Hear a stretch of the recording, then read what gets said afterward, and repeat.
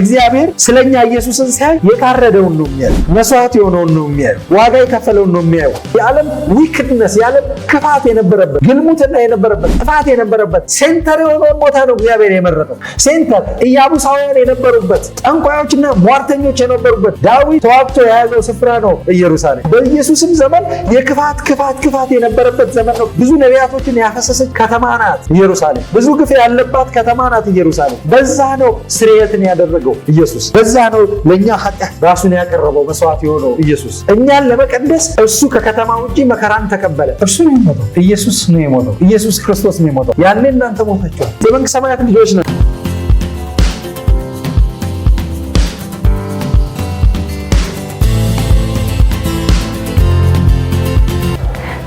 ናችሁ የፕሮፌት ቢኒያም ማቴዎስ ቻናል ተከታታዮች እንደምን ሰንብታችኋል?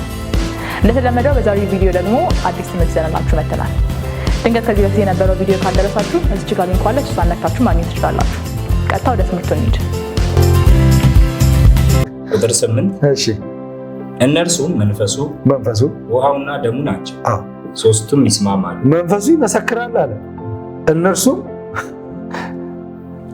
መንፈሱ ውሃውና ደሙ ናቸው፣ ሶስቱም አንድ ናቸው፣ ሶስቱም ይስማማሉ። ሶስቱም አንድ ዩናይት ያደረጉ ናቸው። ይኸውላችሁ ኢየሱስ ክርስቶስ ስጋዬን ያልበላ ደሜን ያልጠጣ የኔ ሊሆን አይገባውም ሲል ምን እያለ እንደሆነ ገብቷቸው። ከዛ በፊት ስለ ስርየት ያስፈልጋል፣ መሞት ያስፈልጋል፣ ደም መፍሰስ ያስፈልጋል። በእግዚአብሔር ዘንድ ያ ህይወት ፕሬዘንት መደረግ አለበት።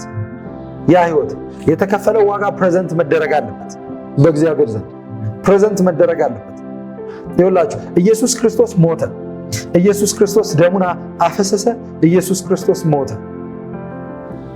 እየሰማችሁ ነው? ኢየሱስ ክርስቶስ ሲሞት ደሙ ምኑ ነው ብለናል? ቀዩ ነው አላለም? ቀዩ አይደለም ደሙ፣ ህይወቱ ነው ደሙ። ውሃው አይደለም ደሙ፣ ህይወቱ ነው ደሙ። ስለዚህ ውሃው ሲፈስ ቀዩ ሲፈስ ህይወቱ ግን መኖር ይቀጥላል አይደል? ህይወቱ መኖር ይቀጥላል። ህይወቱ መኖር ይቀጥላል። ደግሞ እሱ ምንድነው? መንፈሱ ነው። ግን ያ መንፈሱ ምኑ ነው ይላል? መልሶ ምስክሩ ነው ይላል። ከዛ አንድ ነው ይላል። ከደሙ ጋር ከውሃው ጋር አንድ ነው ይላል። ስለዚህ መንፈሱ አለ። መንፈሱ በሲኦል ሄደ፣ ደሙ በሲኦል ሄደ፣ ህይወቱ በሲኦል ሄደ፣ ውሃው በሲኦል ሄደ። የእግዚአብሔር ስም የተባረከ ይሁን። ይጠባበቅ ነበር፣ መንፈስ ቅዱስን ይጠባበቅ ነበር። ነፍሴን በሲኦል አትተዋትም፣ ቅዱስን መበስበስን ያይ ዘንድ ከቶ አትወድም። ይህንን ስንነጋገር ነበር። መንፈስ ቅዱስ አስነሳው፣ ኢየሱስን ከሙታን አስነሳው። ኢየሱስን ከሙታን አስነሳው። መንፈሱ አካል ውስጥ መልሶ ገባ። መንፈሱ ደሙ እኮ ፈሷል፣ ውሃው ፈሷል፣ ቀዩ ፈሷል። ግን መንፈሱ አካል ውስጥ ሲገባ እንደገና ደም አለው። ቆሟል እኮ ሁሉም ነገር ቆሟል እኮ። ከ3 ቀን በኋላ ሲነሳ ደም አለው፣ ሙሉ ደም አለው። ምክንያቱም ቃሉ ነው ስጋ የሆነው፣ መንፈሱ ነው እሱ ነው ስጋ የሆነው። ቃሉ መንፈሱ ነው፣ መንፈሱ እሱ ነው ስጋ የሆነው። ስጋ ውስጥ እሱ ሲገባ እሱ ነው አሁንም ለቦዲው ትንሣኤን የሰጠው።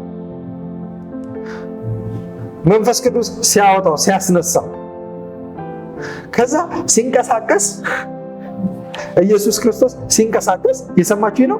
ህይወቱን ይዞ በእግዚአብሔር ዘንድ ራሱን ፕሬዘንት አደረገ። ኦልሬዲ ፈሷል፣ ኦልሬዲ ቀርቧል፣ መስዋዕት ሆኗል። ለኃጢአት ዋጋ ዕብራውያን ምስቲን ነው። ዕብራውያን 9:13 ዕብራውያን 12 ላይ ዕብራውያን 9 ጂሰስ ክራይስት ዋው ክርስቶስ አሁን ስላሉት መልካም ነገሮች ሊቀ ካህናት ሆኖ በመጣ ጊዜ በሰው እጅ ወዳልተሰራች ከዚህ ፍጥረት ወዳልሆነች ታላቅና ፍጹም ድንኳን ገባ። የገባው ማን የገባው? ኢየሱስ። የገባው የፍየልንና የጥጃዎችን ደም ይዞ አይደለም። የማንንም ደም ይዞ አይደለም። የማንንም ህይወት ይዞ አልገባም። የፍየልንና የጥጃዎችን ደም ይዞ አይደለም። ነገር ግን የዘላለም ቤዛነት ሊያስገኝ የራሱን ደም ይዞ ወደ ቅድስተ ቅዱሳን ለአንዴና ለመጨረሻ ጊዜ ገባ። እሺ የውጭ አካላቸው ይነጻ ዘንድ በረከሱ ሰዎች ላይ የሚረጨው የፍየሎችና የኮርማዎች ደም እንዲሁም የፍየሎችና የጊደር አመድ የሚቀድሳቸው ከሆነ በዘላለም መንፈስ አማካኝነት ራሱን ነውር አልባ መስዋዕት አድርጎ ለእግዚአብሔር ያቀረበው የክርስቶስ ደም ሕያው እግዚአብሔርን እንድናመልክ ሕሊናችንን ከሙት ሥራ እንዴት ይበልጥ ያነጻ ይሆን? ምናችንን ከምን ሥራ? ሕሊናችንን ከምን ሥራ? ከሙት ሥራ ሊያነጻ ዘንድ እንዴት ይሆን? የእኛን ሕሊና የእኛን ማይንድ የእኛን ነፍስ ከሙት ሥራ ሊያነጻ የእኛን ሕሊና ከሙት ሥራ ያነጻ የእኛን ማይንድ ከሙት ሥራ ሊያነጻ እንዴት ይበልጥ ይሆን? እነዛ ያንን ማድረግ አይችሉም። ነገር ግን ሲገባ እንዴት ነው የገባው? ኢየሱስ ደሙን ይዞ ነው የገባው። አሁን ደሙን እንዴት ይዞ ነው የገባው? እስቲ እንድታስቡ ፈልጋለሁ። እንዴት ይዞ ነው የገባው? እንዴት ነው የምናስበው? እኛ የምናስበው በሳህን አድርጎ ይዞ የገባ ነው የሚመስለን፣ ወይም እጁ ላይ ዘግኖ ይዞ የገባ ነው የሚመስለን። ራሱ ነው የገባው። እሱ ነው ደሙ። እሱ ነው ደሙ። ራሱ ነው የገባው። ምንድነው የሚለው መጽሐፍ? ወደ ላይ ሲያርግ ምን እያለ አረገ ይላል? እየባረከ አረጋቸው ይላል። እጁ ላይ የምታዩት ነገር አለ። በአካል አይደል ያረገው? እሺ በመንፈስ ይዞታል ደሙን። አዎ እሱ ነው እያልን ያለ ነው። እሱ ነው ደሙ። ከጀርባ ደብቆት አይደለም። እሱ ራሱ ነው ደሙ። ወላችሁ መጣና ቶማስ አላምንም ካላየው ቁስልን ካላየው አላምንም ሲለው ፕሬዘንት አደረገ ለቶማስ። በስጋ ቶማስ ሊገባው በሚችለው መንገድ ፕሬዘንት አደረገ። አይ አለ፣ እጆቹን አሳየ። ደሙ የፈሰሰበትን ቦታ ነው፣ ደሙ የወጣበትን የተወጋበትን ቦታ ጎኑን አሳየ። እኔው ራሴ ነኝ አለ። ና እጆችን አምጥተህ አስገባል። ራሱን ነው ፕሬዘንት ያደረገው። በእግዚአብሔር ፊት ያቀረበው ራሱን ነው ያቀረበው። አሜን። ቀጥል እስቲ ዕብራውያን 13:12 ዕብራውያን 12 ላይ ራሱ ዕብራውያን 12:24 ማየት እንችላለን።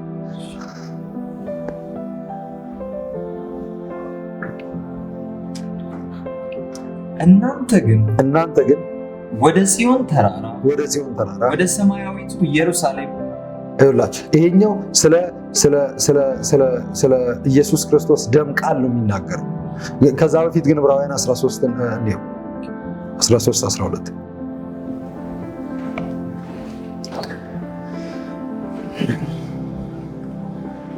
እሺ፣ እንዲሁም ኢየሱስ በራሱ ደም እሺ አማካኝነት ሕዝቡን ሊቀድስ ከከተማው በር ውጪ መከራን ተቀበለ። የት ነው ሕዝቡን ለመቀደስ ስራ የሰራው?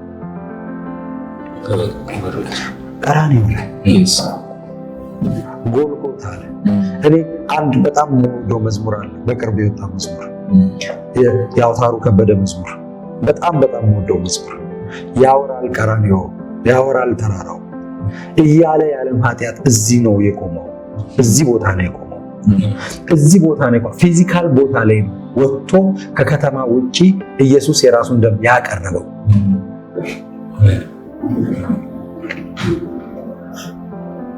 የራሱን ደም ምንድነው የሚለው? እስቲ አብብ። እንዲሁም ኢየሱስ በራሱ ደም አማካኝነት ሕዝቡን ሊቀድስ ከከተማው በር ውጪ መከራን ተቀበለ። ከከተማው በር ውጪ ቀራንዮ ላይ ጎልጎታ ተራራ ላይ ቀራንዮ ላይ ኢየሱስ ከከተማው በር ውጪ ወጣና መከራን ተቀበለ። ደሙን አፈሰሰ። በራሱ ደም እዛ ቦታ ላይ ደሙን አፍስሷል። ፊዚካሊ መስዋዕት ሆኗል። ፊዚካሊ ደሙ ፈሷል። ፊዚካሊ የእግዚአብሔር ቃል ፈሷል። የእግዚአብሔር ቃል ምስክር ሆኗል። ለሰዎች ምስክር ሆኗል። የእግዚአብሔር ቃል ፈሷል። ፊዚካሊ በአካል ፈሷል ደሙ። ያው ደሙ ግን ሲኦል ድረስ ሄዶ ምክንያቱም መንፈሱ ነው ብለናል። ደሙ ሁለቱ ሶስቱም አንድ ናቸው። ውሃው፣ ደሙ እና መንፈሱ። የሱ መንፈስ የሌለው ውሃ ነው። የሱ መንፈስ ያለው ውሃ ግን ህይወት ነው። ስለዚህ እናንተ ደሜን ካልጠጣችሁ ህይወት በራሳችሁ የላችሁም ማለት ውሃ ናችሁ፣ በራሳችሁ ህይወት የላችሁ ደሜን ካልጠጣችሁ። ስለዚህ ኢየሱስ ክርስቶስ ሲነሳ በእጁ ደም ይዞ አልተነሳም። ሲነሳ ራሱን ነው ይዞ የተነሳው። እሱ ነው ደግሞ መንፈሱ እሱ ነው። ፕሬዘንት አደረገ በእግዚአብሔር ፊት መንፈሱን ስለኛ ልጅነቱን ፕሬዘንት አደረገ። የእግዚአብሔር ስም የተባረከ ይሁን። ፕሬዘንት አደረገ። ታዲያ እንዴት ነው ደሙን እኛ የምንቀበለው? ታዲያ እንዴት ነው ደሙን እኛ የምንጠጣው ብላችሁ ልጠይቁ ትችላላችሁ። ደሙ ምኑ ነው ብለናል? ደሙ መንፈሱ ነው። ስለዚህ ኢየሱስ ክርስቶስ በእግዚአብሔር ዘንድ ራሱን ፕሬዘንት አደረገ፣ አቀረበ። ስለዚህ በእግዚአብሔር ዘንድ ምን ቀረበ? ደም ቀረበ። እንደው ምን ይላል ዮሐንስ ሲናገር በራእይ ላይ የታረደን የሚመስል በግ አየሁ። ኢየሱስ አንገቱ ተቆርጦ ነው እንዴ በሰማይ ያለው? ምን እያለ ነው ያለው? ኢየሱስ ለእግዚአብሔር ስለኛ የሚያሳይበትን መንገድ ነው። ስለኛ ኢየሱስን ሲያይ እግዚአብሔር ስለኛ ኢየሱስን ሲያይ የታረደውን ነው የሚያየው። መስዋዕት የሆነውን ነው የሚያየው። ዋጋ የከፈለውን ነው የሚያየው። ኦልሬዲ ያለቀለት ማለት ነው። ዋጋችን በሙሉ ተከፍሏል። ዕዳችን በሙሉ ተከፍሏል። ለኃጢአት ስርየት የሚሆነውን በሙሉ ኢየሱስ አቅርበዋል። ከከተማ ውጪ ይቀድሳቸው ዘንድ እሱ ዋጋ መከራ ተቀብሏል። በቀራንዮ ላይ እዚህ ነው ያቆመው። ያለ ማለት እዚህ ጋር ነው የቆመው ይላል። ቀራንዮ እዚህ ጋር ነው የቆመው ይላል። ብዙ ሰዎች የኛ ታሪክ ባህላችን ገጠር ነው ያለው፣ ሰፈር ነው ይላሉ። አይደለም፣ ቀራንዮ ነው ያለው። የሂስቶሪክ ፕሌስ ነው። የኔ ታሪካዊ ቦታ ነው። ኃጢአት የቆመበት ቦታ፣ የተቀደስኩበት ስፍራ ነው። እሱ ስፍራ እግዚአብሔር የመረጠው ቦታ ነው።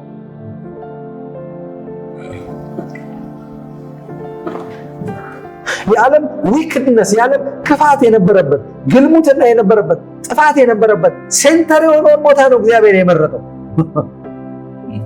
ሴንተር ኢያቡሳውያን የነበሩበት፣ ጠንቋዮችና ሟርተኞች የነበሩበት፣ ዳዊት ተዋግቶ የያዘው ስፍራ ነው ኢየሩሳሌም። በኢየሱስም ዘመን የክፋት የነበረበት ዘመን ነው። ብዙ ነቢያቶችን ያፈሰሰች ከተማ ናት ኢየሩሳሌም። ብዙ ግፍ ያለባት ከተማ ናት ኢየሩሳሌም። በዛ ነው ስርየትን ያደረገው እግዚአብሔር ኢየሱስ። በዛ ነው ለኛ ኃጢአት ራሱን ያቀረበው መስዋዕት የሆነው ኢየሱስ። አሜን። ክብር ለስሙ ይሁን። አሜን። እኛን ለመቀደስ እሱ ከከተማ ውጪ መከራን ተቀበለ። ራሱን ከሙታን ሲነሳ ራሱን በእግዚአብሔር ዘንድ ፕሬዘንት ሲያደርግ፣ ራሱን በእግዚአብሔር ዘንድ ሲያቀርብ ደሙ ነው የቀረበው። በአብ ቀኝ ተቀመጠ ነው ደሙ። ሕይወቱ፣ ስፒሪቱ እነዚህ ሶስቱ ይመሰክራሉ። ሶስቱም አንድ ናቸው፣ እርስ በርስ አይጋጩም፣ አንድ ናቸው። ደሙ፣ ውሃው እና መንፈሱ። የሚመሰክረው ማን ነው ይላል? መንፈሱ ነው የሚመሰክረው። መንፈሱ ይመሰክራል፣ ግን በመንፈሱ ምስክርነት ውስጥ የደሙ ምስክርነት፣ የውሃው ምስክርነት አለ። ምክንያቱም መንፈሱ ውስጥ ደሙም አለ፣ ውሃውም አለ። ስለዚህ እንዴት ነው የክርስቶስን ደም የተቀበልነው? መንፈሱን ስንቀበል። ልክ ኢየሱስ ክርስቶስን ስንቀበል መጽሐፍ ምን ይላል? የኢየሱስ መንፈስ ደግሞ ተቀበለ። ገላትያ 4ን ታወጣልኛለህ? ገላትያ 4 ላይ ይኸውላችሁ ፕሮፋውንድ የሆነ ቃል እግዚአብሔር አባታችን ነው። ይኸውላችሁ አትፍሩ። ሳይንስን አይደለም ማመን ያለባችሁ። አሁን ስጋችሁ ኮረፕትድ በአእምሯችሁ ከአእምሮ ውድቀት የተነሳ ከነፍስ ውድቀት የተነሳ ስጋችሁ አእምሯችሁ የተረጎመውን የስጋን ኔቸር አትቀበሉ። እግዚአብሔር የሚለውን ተቀበሉ። የእግዚአብሔር ልጅ ከወንድ ወይም ከስጋው ፈቃድ ወይም ከደም አልተወለዳችሁ፣ ከሰው አልተወለዳችሁ፣ ከእግዚአብሔር ነው የተወለዳችሁት። የእግዚአብሔር ልጆች ከእግዚአብሔር ነው የተወለድነው። እግዚአብሔር ሙሉ በሙሉ አባታችን ነው። ሙሉ በሙሉ አባታችን ነው። ከራስ ፀጉራችን እስከ እግር ጥፍራችን ድረስ እግዚአብሔር ሙሉ በሙሉ አባታችን ነው። እግዚአብሔር ሙሉ በሙሉ አባታችን ነው። አሜን አሜን። በጣም እየቀለላችሁ ነው የሚመጣው። ይሄን እያመናችሁ የተቀበላችሁ ስትመጡ እንዴት አይነት ኢንጆይ የምታደርጉት ህይወት መሰላችሁ። ይሄ ህይወት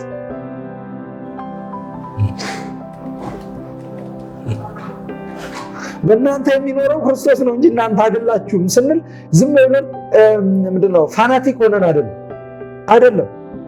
የተደረገው እንደዚህ ስለሆነ ነው።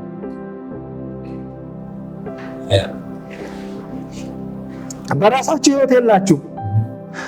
ቆላስይስ ላይ ሞታችኋልና ህይወታችሁም ከእግዚአብሔር ጋር በክርስቶስ ተሰውሯል። በክርስቶስ ከእግዚአብሔር ዘንድ ተሰውሯል። ህይወታችሁ የሆነው ክርስቶስ በሚገለጥበት ጊዜ እናንተም አብራችሁ ትገለጣላችሁ። ኤኒታይም ክርስቶስ ከተገለጠ እናንተ ናችሁ የተገለጣችሁት። ገላትያ አውጣልኝ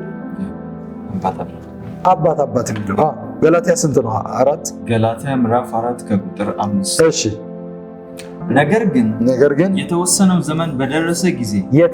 ዘመን በደረሰ ጊዜ እግዚአብሔር ከሴት የተወለደውን ከሕግም በታች የተወለደውን ልጁን ላከ። ይህም የተወለደውን ልጁን ላከ። ኦልሬዲ ልጁ ነው፣ ግን መጥቶ ተወለደ። ከሴት ተወለደ፣ ከሕግ በታች ተወለደ። ምክንያት አለው። እሺ ይህም የሆነው የልጅነትን መብት እናገኝ ዘንድ ልጅ እኮ ነን። አሁንም መብት ነው የሚለው መጽሐፍ፣ አሁንም መብት ነው የሚለው ገላትያም ላይ። ዮሐንስም እንደሚለው ዮሐንስ ምዕራፍ 1 ላይ ዮሐንስ ወንጌል ገላትያም ላይ የልጅነትን መብት እናገኝ ዘንድ እሺ ከሕግ በታች ያሉትን ለመዋጀት ነው። አዎ ለመዋጀት፣ ሁሉንም ለመዋጀት ነው። ሁሉንም ለመጥራት ነው። ሁሉንም ወደ ቤት ለመጥራት ነው። ሁሉንም እናንተ ኑ መሽቷል፣ ግቡ። አሁን ህይወት ነው መኖር ያለባችሁ። አሁን መኖር መጀመር አለባችሁ። ኤክሶደስ እንዲሆን ነው። ህይወትን በትክክል አንድ ብለው መኖር እንዲጀምሩ ነው። እሺ ልጆችም ስለሆናችሁ እግዚአብሔር እሺ አባ አባት ብሎ የሚጮህ የልጁን መንፈስ ወደ ልባችን ላከ። ምን ብሎ የሚጮህ? አባ አባት ብሎ የሚጮህ የልጁ መንፈስ። ማነው አባት የሚለው? በውስጥ የልጁ መንፈስ። መብት ይላችሁ፣ መብት ያለው እሱ ነው። ስለዚህ እሱን ካልኖራችሁ፣ እሱ ካልኖረ አባ ማለት አትችሉ። መብት የላችሁ። ምክንያቱም ህይወት የላችሁም በራሳችሁ። ዩናይት አድርጎ አንድ ካልሆናችሁ መብት የላችሁም። አባባ አትሉ። እሱ ነው አባባ የሚለው። እሱ ማን ነው? መንፈሱ ነው። መንፈሱ ማን ነው? ስለሱ የሚመሰክረው ነው። ስለሱ የሚመሰክረው ምኑ ነው? መንፈሱ ነው። ዮሐንስ ላይ አይተናል አይደል? ዮሐንስ ላይ የሚመሰክረው ማን ነው? ስለሱ መንፈሱ ነው። የመንፈሱ መሰክርነት ምንድን ነው? እውነት ነው። አባ ሲል ምንድን ነው? እውነት ነው። ነገር ግን የሚመሰክረው መንፈሱ ነው። ሶስቱም ናቸው የሚመሰክሩት። ምኑ? መንፈሱ፣ ውሃው፣ ደሙ። ስለዚህ ምኑን ተቀብላችኋል? መንፈሱን ስትቀበሉ ደሙን ተቀብላችኋል። ደሙን ስለተቀበላችሁ ህይወት በደሙ ውስጥ ስላለ፣ መንፈሱ በደሙ ውስጥ ስላለ በመንፈሱ አማካኝነት ደሙን ተቀብላችኋል። ደሙ ደግሞ በእናንተ ውስጥ መኖር ስለጀመረ ህይወት ደግሞ አላችሁ። የሱ ህይወት አላችሁ። ደሙ ምንድነው የያዘው? ዲኤንኤ ይዟል፣ ህይወትን ይዟል፣ ኔቸሩን ይዟል፣ ፐርሰናሊቲውን ይዟል፣ ማንነቱን ይዟል፣ የሱን መገለጫ ካራክተሩን ይዟል። እንዴት ብላችሁ ነው እሱን ልትመስሉ የምትችሉት? ደሙን ነው። ደሙን በመኖራችሁ ካራክተሩን፣ የሱን ካራክተር መግለጥ ትችላላችሁ። የልጁን መልክ እንድንመስል ነው የተጠራ ነው ይላል። መልኩን በሁሉም ነገር መልኩን እንድንመስል ልጁን በኔ ሁኔታ ሊገልጥ በወደደ ጊዜ አለ ጳውሎስ። በኔ ሁኔታ አሁን በሚታየው በኔ ፊዚካል መልክ፣ በኔ ኤክስፕሬሽን፣ በኔ መውጣት መግባት፣ በኔ እንቅስቃሴ፣ በኔ አረማመድ፣ በኔ ቁመና ሊገልጥ በወደደ ጊዜ ራሱን ሊገልጥ በወደደ ጊዜ ዲኤንኤ ሆኖ ያለበት ደም ውስጥ የማን ዲኤንኤ ነው ያለበት? የእግዚአብሔር ዲኤንኤ ነው ያለበት።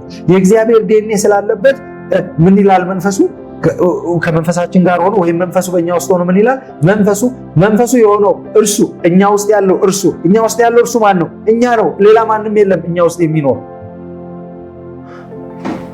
ያን ጊዜ ምን ይላል? ምን እንላለን? አባ እንላለን። የእሱ ዲኤንኤ አለ በእኛ ውስጥ፣ የእሱ ዲኤንኤ አለ፣ የእግዚአብሔር ዲኤንኤ አለ። ስለዚህ መንፈሳችን ከእግዚአብሔር ተወልዷል። ሙሉ በሙሉ ዲኤንኤው ከእግዚአብሔር ነው 100%። አሜን። ነገር ግን ለአእምሯችን መብትን ሰጥቷል። ልጅ ማለት የምንችልበትን መንፈሳችን ስለሆነ ማለት ነው።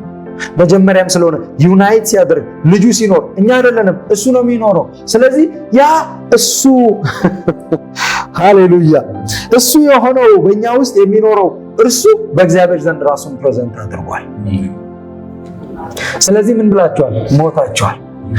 ማን ነው የሞተው? እርሱ ነው የሞተው። ኢየሱስ ነው የሞተው። ኢየሱስ ክርስቶስ ነው የሞተው። ያኔ እናንተ ሞታችኋል። ያኔ ቀራንዮ ላይ እናንተ ደማችሁ ፈሷል። ያኔ ወደ ሲኦል ወርዳችኋል፣ ከሙታንም ተነስታችኋል። ደግሞ ከሞቱ ጋር ብንተባበር ከትንሣኤውም ጋር እንተባበራለን።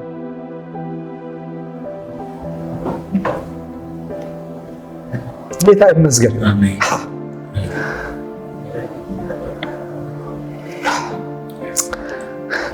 በእግዚአብሔር ዘንድ ራሱን ፕሬዘንት ሲያደርግ እናንተንም ነው ፕሬዘንት ያደረገው።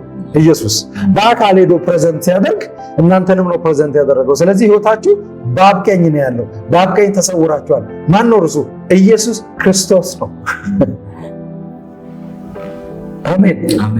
በአብ ቀኝ ተሰውራችኋል።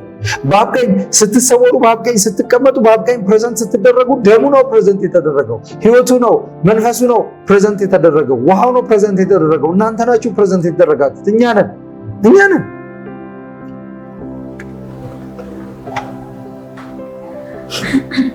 ስትቀበሉ፣ ስታምኑ በእናንተ ውስጥ መኖር ይጀምራል። ያን ጊዜ ደሙ በእናንተ ውስጥ መኖር ይጀምራል። ስለዚህ እሱ ይናገራል። ይኸውላችሁ በጉበኑ ላይ የተደረገው ደም ይናገራል። ምን ብሎ ይናገራል? በዚህ ታርጃለሁ፣ በዚህ ደም ፈሷል፣ በኩር ሞቷል ብሎ ይናገራል። ስለዚህ የሞት መልአክ ያልፋል። የአቤል ደም ምን ብሎ ይናገራል? ተበቀልልኝ፣ ቃየልን ተበቀልልኝ፣ በከንቱ አፍስሶኛል፣ አካል አልባ አድርጎኛል፣ ሜዳ ላይ ደፍቶኛል፣ ጥሎኛል፣ ባዶ አድርጎኛል፣ አካል የሌለኝ አድርጎኛል። ተበቀልልኝ፣ ያለ ጥፋቴ ያለ በደሌ ፈስሻለሁ፣ ተበቀልልኝ ይላል። እናንተ ግን ወዴት ቀርባችኋል? ወደ አቤል ደም ቀርባችኋል ይላል። አሁን ወደ አቤል ደም ተጠግታችኋል ይላል። ከአቤል ደም ጋር አንድ ሆናችኋል ይላል። አቤል ደም አሁን በአቤል ደም ምስክርነት ቦታ ላይ ቆማችኋል ይላል። በክሱ ቦታ ላይ ቆማችኋል ይላል አይልም። ያላችሁበትን ቦታ ላሳያችሁ ይላል። ዕብራውያን 12 ላይ 12 ላይ እና እዚህ ነው 12 ስንት 22 እናንተ ግን ከላይ ችግር የለውም። እናንተ ግን ወደ ጽዮን ተራራ ወደ ሰማያዊቱ ኢየሩሳሌም ወደ ሕያው እግዚአብሔር ከተማ መጥታችኋል። ሊትራሊ መጥታችኋል ያላችሁት ወደ ጽዮን ወደ ጽዮን ተራራ እሺ፣ ወደ ሰማያዊቱ ኢየሩሳሌም ወደ ሕያው እግዚአብሔር ከተማ ወደ እግዚአብሔር ያው ወደ ሆነው እግዚአብሔር ከተማ መጣችኋል። ኦልሬዲ እዛ ደርሳችኋል። እሺ፣ በደስታ ወደ ተሰበሰቡት ወደ አእላፋት መላእክት ስማቸውን በሰማይ ወደ ተጻፈው ወደ በኩራት ማህበር ቀርባችኋል። በኩር የሚባል ማህበር አለ። የበኩራት ማህበር አለ። ያዕቆብ ላይ ነው ምንድን ነው የሚለው? የበኩራት አይነት እንሆን ዘንድ እሱን ክፍል ማን ላይ ነው የሚለው? ያዕቆብ ወደ በኩራት ማህበር ምን ብላችኋል? ደርሳችኋል። ወደ በኩራት ማህበር አለ። እግዚአብሔር ስንት በኩር ነው ያለው? እሺ፣ በኩር ስንት ነው የሚኖረው? አንድ በኩር ነው የሚኖረው። ሁለት ጊዜ ከተወለደ በኩር ሊሆን አይችልም። አይታችኋል ያዕቆብና ኤሳውን ሁለቱም በኩር ለመሆን ስላልቻሉ ነው ታናሹ በኩር መሆን የቻለው ወስዶበት ማለት ነው። ሁለቱም ይፈልጉታል ግን የሚሆን ነገር አይደለም። አንድ በኩር ነው ያለው። አንዱ ስለሆነ የሚኖረው ሁሉም በኩራት ናቸው።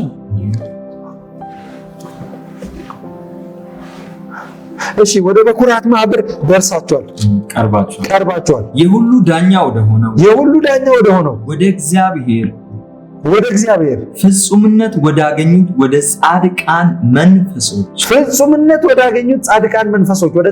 መንፈሶች የአዲስ ኪዳን መካከለኛ ወደ ሆነው ወደ ኢየሱስ እንዲሁም ራሱ ኢየሱስ ፐርሰን ሆኖ ኢየሱስ ወደሱ እሺ እንዲሁም ከአቤል ደም ይላል። ይሄ የት ነው ያለው? በአብ ቀኝ እኮ ነው ያለው። ይሄ ሁሉ ነገር ያለው በአብ ቀኝ ነው። ይሄ ሁሉ ያለው በእግዚአብሔር ዘንድ ነው። ወደዚህ ከተማ ወደ ያው እግዚአብሔር ከተማ ወደ አዲሲቱ ኢየሩሳሌም ወደ ጽዮን ተራራ ወደ በኩራት ማህበር ፍጹምነትን ወዳገኙ ወደ ጻድቃን መንፈሶች በደስታ ወደ ተሰበሰቡት አላፋት መላእክት ቀርባቸዋል። እስቲ ስለ በኩራት ያዕቆብ ስንት ነው የሚለው? ያዕቆብ 1:18 እሺ የፍጥረቱ በኩራት እንድንሆን በገዛ ፈቃዱ በእውነት ቃል ወለደን። በእውነት ቃል ማን ነው? የእውነት ቃል ልጁ ነው፣ ኢየሱስ ነው። ቃሉ ምንድነው? በኩር ነው። ስለዚህ ቃሉኛው ሲገባ ምንድነው ሆኖ የሚገባው? በኩር ሆኖ ነው የሚገባው። ስለዚህ እኛ ሁለተኛ ልጅ እንሆናለን፣ እግዚአብሔር 5ኛ 10ኛ ልጅ እንሆናለን፣ 1000ኛ ልጅ እንሆናለን። እድሜያችን ትንሽ ስለሆነ ምናልባት እነሱ ስለቀደሙን ከ1000 ዓመት በፊት ስለተወለዱ ይበልጡናል በእግዚአብሔር ዘንድ ከ2000 ዓመት በፊት ነው የመጡት። እነሱ ይበልጡናል 2000 ዓመት እድሜያቸው ከ2000 ዓመት እኛ መርጠን ነው እንደ በዚህ ጊዜና በዚህ ሰዓት ይላል እኮ እርሱ ጊዜና ስፍራና ዳርቻ እሱ ነው የወሰነላቸው ይላል። ምን አድርገን ነው እኛ በእድሜ ከ2000 ዓመት ስለምናንሳቸው በስጋ ማለት ነው 1000 ዓመት ዘግይተን ስለመጣን ማነስ አይደለም፣ ዘግይቶ መምጣት ነው። ወደዚህ ፕሬዘንት መደረግ ነው፣ ወደዚህ መላክ ነው፣ መምጣት ነው። መጥምቁ ዮሐንስ የላከኝ ብሏል፣ እኔም የላከኝ ብዬ እናገራለሁ። ዮሐንስ ከኤልሳቤጥ ተወልዶ ከማን ነው ከዘካርያስ ተወልዶ የላከኝ ካለ እኔ ከእግዚአብሔር ተወልጄ እንዴት ነው የላከኝ ማለት ነው? ኢየሱስ እኮ ተናግሯል ስለኔና ስለ ዮሐንስ እኮ አለ ዮሐንስ ከሴት ከተወለዱት ሁሉ ይበልጣል አለ። በዚህ ላይ በምድር ላይ ከሁሉም ይበልጣል አለ። ከሴት ከተወለዱት ሁሉ በጣም ወንደርፉል ነው። ከሙሴ ይበልጣል። ኢየሱስ በግልጽ ተናግሯል። ከሴት ከተወለዱት ሁሉ ብሏል። መፍራት የለብንም። ከሙሴ ይበልጣል ይላል። ከኤልያስ ይበልጣል፣ ከሴት ከተወለዱት ሁሉ ተብሏል። ኤልያስ አይደለም፣ ከኤልያስ ይበልጣል። በኤልያስ መንፈስና ኃይል ይምጣ እንጂ ከኤልያስ ይበልጣል ብሏል። ኢየሱስ በግልጽ ተናግሯል። ከዳዊት ይበልጣል። መጥምቁ ዮሐንስ ብዙ ባይባልለትም ኢየሱስ ብዙ ብሎለታል። ኢየሱስ ስለሌሎቹ እንደዚህ የተናገረላቸው የሉ ይበልጣል አለ። ነገር ግን በመንግስተ ሰማያት ከሁሉ የሚያንሰው ይበልጠዋል። ቤት በመንግስተ ሰማያት የት ነው ያለ ነው? መንግስተ ሰማያት። ምክንያቱም እዚህ ቦታ ላይ ቀርባችኋል፣ ደርሳችኋል፣ እዛ ናችሁ ይላል። የመንግስተ ሰማያት ልጆች ነን። አሜን። የመንግስተ ሰማያት ልጆች ነን። ታዲያ እዚህ ምድር ላይ እንደምንሰራው እግዚአብሔር ዲፕሎይ አድርጎ ነው አምጥቶ እንደ ወታደር አስቀምጦ ነው ለስራ አምጥቶ ነው ያለ ነው እንጂ ህይወታችንማ በእግዚአብሔር ዘንድ ተሰውሯል። አሁን ፐርፐዝ አለ እዚህ ምድር ላይ ይገዛል እግዚአብሔር በእኛ ሆኖ። ግን ሁሉም ቦታ ነው ያለ ነው። እዛ ስላለን ነው እዚህ ያለ ነው።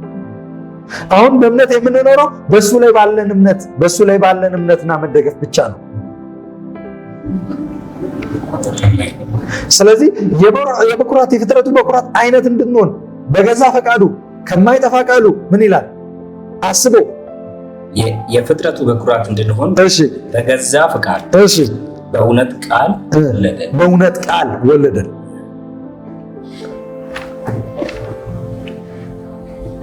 እሺ ይሄንን እንቀጥል። የአዲስ ኪዳን መካከለኛ ወደ ሆነው ወደ ኢየሱስ እንዲሁም ከአቤል ደም የተሻለ ቃል ወደሚናገረው ወደ ተረጨው ደም ደርሳችሁ። አሜን። የተረጨው ደም ደርሳችኋል ሲል የት እያለ ነው ያለው? እዛ ነው የምትኖሩ፣ እሱ በእናንተ ውስጥ ይኖራል። በሌላ ትርጉም ምን ይለዋል? ወደ መርጨት ልብ ደርሳችኋል ይላል። ወደሚኖረው ልብ ደርሳችኋል። ወደሚረጨው፣ ወደሚተላለፈው፣ ወደሚሰራጨው፣ ሁሉም ወደሚቆጣጠረው ህይወት ደርሳችኋል።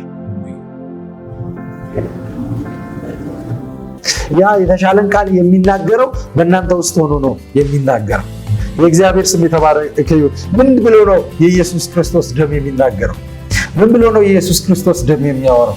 ከኢየሱስ የሚበልጥ ነገር ማድረግ የሚችል ማንም የለም ይላሉ። ኢየሱስ ነው እኮ በፊት ከነበረው ኤክስፒሪየንስ የበለጠ ነገር አሁን የሚያደርገው። እሱ ማለዳ አዲስ ስለሆነ አልተገለጠልህም፣ አልገባህም፣ አትቃወም። የሚገለጠው ልጅ ነህ ወደፊት። ከዛ በዚህ ልጅነት ውስጥ ምን እንደምትመስል ሲገለጥ ነው የምታውቀው። ጠብቅ፣ ተባበር፣ እሺ በል። አሁን እየተገለጠ ነው ያለው። አሁን እየተማርክ ነው ያለው። አሁን እግዚአብሔር እየተናገረ ነው ያለው። አለማመንን ነው ፊድ የሚያደርገን ሲባል እንደው ከልጅ ጋር ብቻ የተያያዘ እንዳይመስላችሁ። እግዚአብሔርን አለማመንን፣ በእግዚአብሔር አለመታመን ነው ፊድ እያደረጋችሁ ያለው። ከባዱ እሱ ነው። ነገር ግን ይህንን ሁኔታ ለእግዚአብሔር አሳልፋችሁ ስትሰጡ በእግዚአብሔር ማመን ይወጣል። በእግዚአብሔር አለማመን የነበረው ዘር ስለነበር ነው መጀመሪያ ሰይጣን ያን የሚጠቀመው። ዘሩ ይወጣል ከውስጣችሁ። የአለማመን ዘር ከውስጣችሁ ይወጣል። ማመን ይሆናል በውስጣችሁ የሚሆነው። በእምነት ታድጋላችሁ። እግዚአብሔር እኮ በእኔ መኖር ደስተኛ፣ እኔ እኮ እንዲህ እንዳገለግል እግዚአብሔር ይፈልጋል። ስለዚህ ስለ አገልግሎት ለምን ይጨነቃል? እርሱ ዘላለም እንድኖር አድርጎ። በዚህ ትምህርት እንደተማረካችሁ ተስፋ እናደርጋለን። ትምህርቱን ከወደዳችሁት ላይክ አድርጉት፣ ለብዙ ሰዎች ሊደርስ ደግሞ ሼር አድርጉት። ቀጣይ የምንለቃቸው ቪዲዮዎች ደግሞ ሊደርሳችሁ ሰብስክራይብ በማድረግ ጠብቁ። እኛም ኮንታክት ማድረግ ከፈለጋችሁ ከታች በምናስቀምጥላችሁ አድሬስ ታገኙ ትችላላችሁ። በቀጣይ ቪዲዮ እስከምንገናኝ ሰላም ቆዩ።